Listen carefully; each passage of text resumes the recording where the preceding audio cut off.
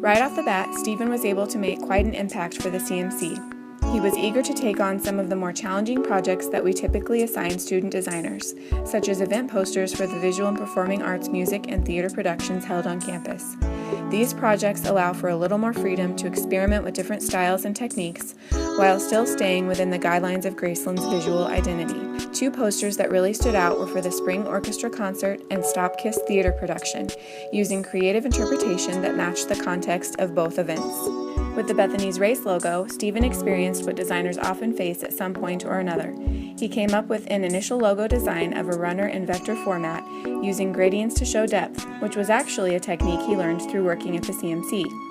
However, when he submitted the design for proofing, the response was that it did not match the look and feel that they were going for, so the client requested a complete redesign. Because this is a race that takes place in a small town, they wanted the logo to reflect the personal connection to its namesake.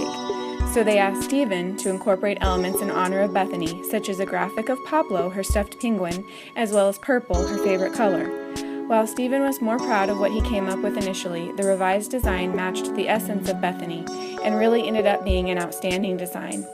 Having that experience demonstrates that while we as designers are connected to our work because we are personally invested in the creation process, sometimes we must separate ourselves to realize the client's vision and satisfy their needs.